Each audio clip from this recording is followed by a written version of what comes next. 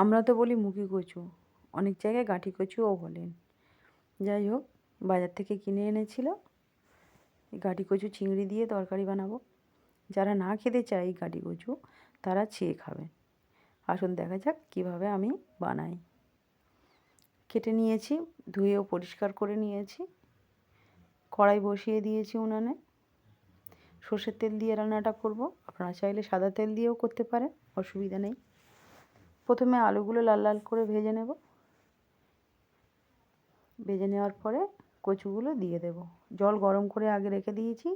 জল ঠান্ডা দিলেও চলে, তবে আমি জলটা গরম দেব, কারণ তাড়াতাড়ি ফুটে উঠবে বলে। লবণ, হলুদ, লঙ্কার গুঁড়ো দিয়ে দিলাম, দিয়ে ভালোভাবে ভেজে নেব। এটা ঝাল লঙ্কার গুঁড়ো, এটা এমনি লাল মির্চি পাউডার নয়। একটু ভেজে নেওয়ার পরে পেঁয়াজটাও দিয়ে দিলাম, দিয়ে ভালোভাবে নাড়িয়ে নেব, মানে ভেজে নেব। পেঁয়াজটা আগে দিইনি, কারণ পেঁয়াজটা পুড়ে যাবে, আলু সবজি ভাজাও হবে না। টমেটোটাও দিয়ে দিলাম, সামান্য চিনি দিয়ে দিলাম কালারটার জন্যে, কালার আসার জন্যে। জিরে ধনে আদা বাটা দিয়ে দিলাম, দিয়ে ভালোভাবে নাড়িয়ে নেব। ভালোভাবে কষানো হয়ে গেছে। এর মধ্যে চিংড়ি ভেজে রেখেছিলাম, সেটাও দিয়ে দিলাম। চিংড়ি ভাজাটা আপনাদের সঙ্গে শেয়ার করা হয়নি, চিংড়ি সবাই ভাজতে পারে, ওই জন্যে আর দেখালাম না।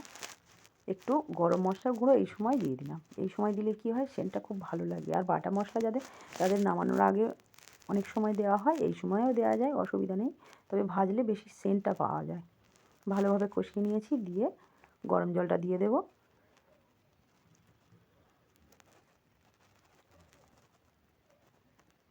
চাপা দিয়ে রান্না করে নেব। নেওয়ার পরে নামিয়ে নিয়েছি, কড়া পরিষ্কার করে ধুয়ে নিয়েছি, এই যে নামিয়ে রেখেছি। সামান্য তেল দিলাম, দিয়ে একটু পাঁচ ফোড়ন আর কয়েকটা কাঁচা লঙ্কা দিলাম, দিয়ে তরকারিটা ঢেলে দেব। সিম্পল রান্না, কিন্তু খেতে খুবই সুন্দর হয়েছে।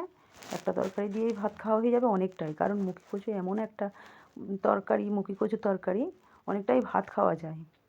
যারা না খেতে পছন্দ করেন তাদের কথা বলছি না, যারা খেতে পছন্দ করে এইভাবে রান্না করলে খুবই ভালো লাগবে। এবারে ধনে পাতাটা দিয়ে দিলাম, দিয়ে একটুখানি ফুটিয়ে নিয়ে নামিয়ে নেব। আর কালারটাও খুব সুন্দর হয়েছে। এই যে দেখুন কত সুন্দর হয়েছে, আমি নামিয়ে নিয়েছি। দেখুন কত সুন্দর কালারটাও হয়েছে, দেখুন।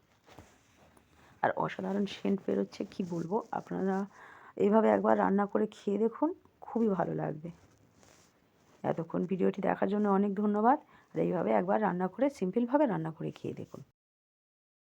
তবে যারা কচু পছন্দ করেন না, তারা এইভাবে রান্না করে খেয়ে একবার দেখুন, অবশ্যই ভালো লাগবে। নমস্কার বন্ধুরা, ভালো থাকবেন।